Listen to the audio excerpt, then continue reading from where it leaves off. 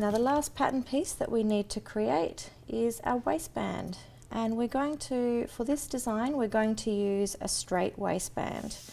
To find the measurements of the waistband, first of all we need to measure across here, across the top of our skirt.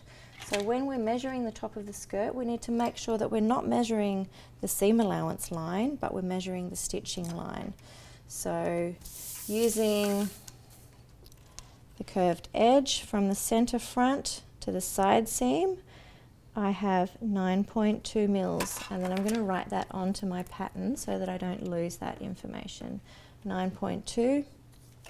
Now your measurements on your block might be slightly different, so don't worry exactly about what I'm saying with these measurements, but make sure that you do the same process with your pattern.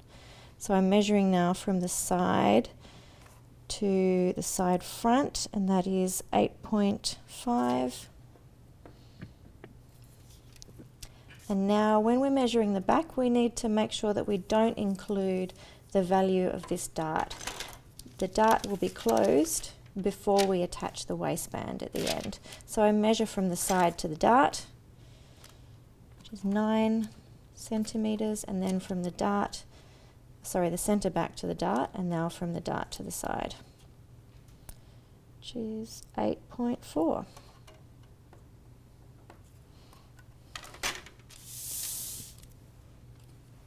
Now this piece of paper that I have here, it's a little scrap from earlier. I've got 2 little scraps, so I'm going to tape them together to make sure I have one piece that is long enough to create the waistband.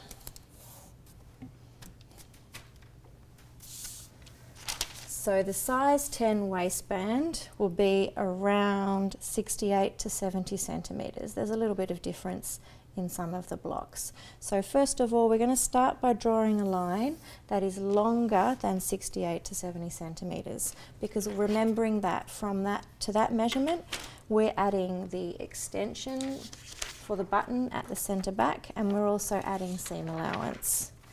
So I'm going to use this line. Oh, I think I do have enough here. So I've got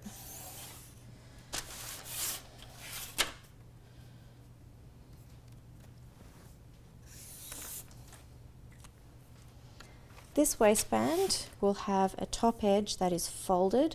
So we're going to create a 3 centimeter line along the bottom and 3 centimeters again. So 3 parallel lines,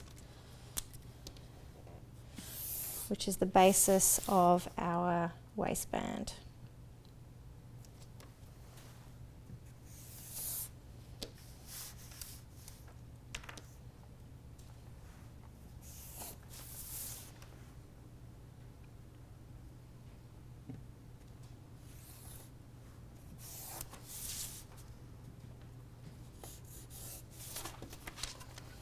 Okay, starting down here, this will be the center back.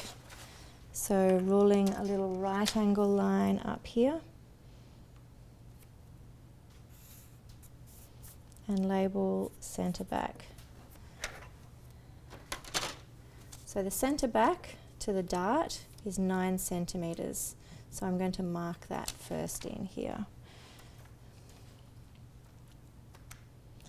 9, and we'll say dart. And then dart to the side seam, 8.4. And we'll label the side seam SS. From the side seam to the front dart is 8.5. Sorry, not the dart, the stitching line down the front. This might make more sense if I lay it out like this.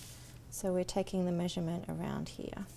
So 8.5 to the side front panel,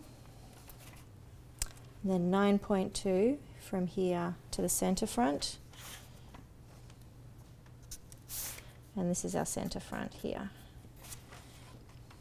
Then there's a couple of techniques that we can use. So this is the important information that we've transferred, and this will help the sewer to make sure that they're not stretching either the skirt or the waistband when they're sewing it on. So each of these positions will become a notch on the waistband to help the machinist to construct it and make sure they finish with a waistband that fits the garment and is the correct size.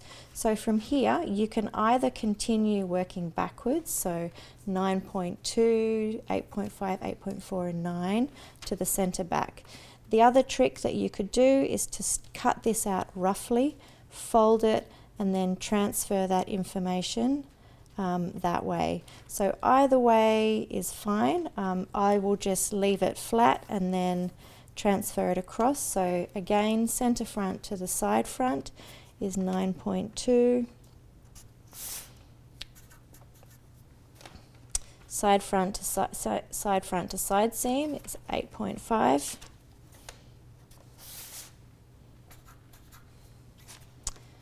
Side seam to the dart, 8.4.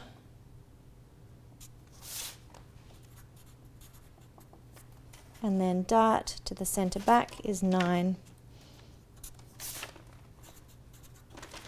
Okay, so finishing center back. Now remembering that we need an extension for the button, so we're going to add a 3 centimeter extension.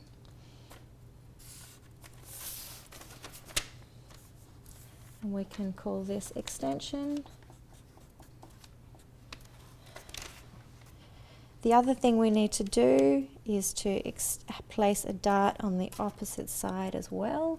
So making sure that my ruler is perpendicular, not parallel, to the lines that we're crossing, and transferring the position of the notch to the other side as well.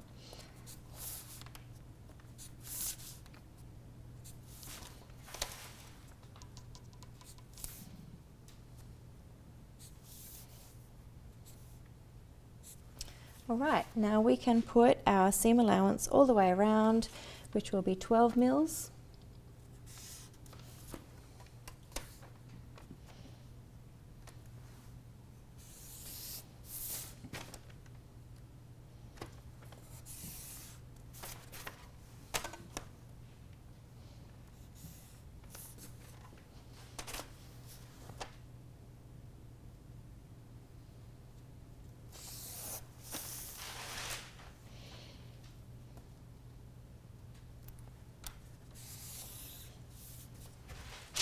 We'll cut it out and finish the notches and the labeling.